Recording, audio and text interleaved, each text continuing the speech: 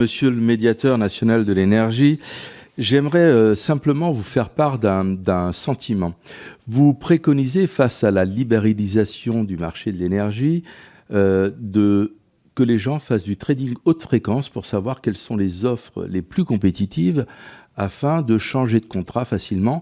Ils doivent le faire pour la nourriture, ils doivent le faire pour les biens de consommation, et je pense qu'ils ont autre chose à faire. En tout cas, moi, quand je les rencontre en Charente, dans ma circonscription, leur charge mentale pour finir les fins de mois font qu'ils n'ont pas le temps, et c'est très difficile pour eux de faire tout ça.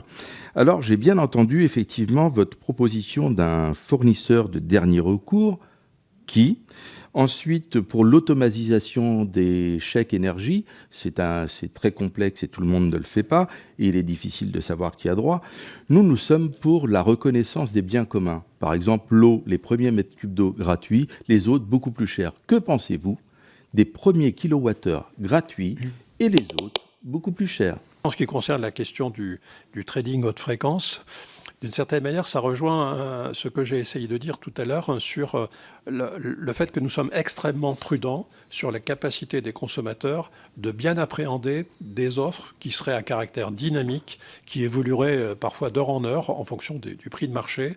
Et notre mission, bien évidemment, nous ne sommes pas dans une fonction de régulateur, c'est d'attirer l'attention sur le fait que ces offres-là ne peuvent pas être présentées à des consommateurs qui ne sont pas initiés ou qui n'ont pas suffisamment de moyens pour pouvoir comprendre le fonctionnement des marchés et pouvoir suivre effectivement les évolutions qui sont celles des offres qui sont mises à disposition. Donc nous pensons véritablement qu'il faut être extrêmement prudent dans le développement, notamment des offres à tarification dynamique, et qu'il faut accompagner ces offres qui existent et qui pourraient encore se développer, d'une information extrêmement précise, concrète, illustrée, pour que le consommateur comprenne à quoi il s'expose. Il ne s'agit pas de transférer vers le consommateur le risque qui est celui du marché sur lequel s'approvisionne le fournisseur. Donc il faut beaucoup travailler dans ce domaine. Alors, sur les premiers kilowattheures gratuits, je sais que c'est une proposition qui a été formulée par certains d'entre vous. C'est une proposition, bien évidemment, sur laquelle le médiateur ne peut pas prendre position dans le cadre de sa mission.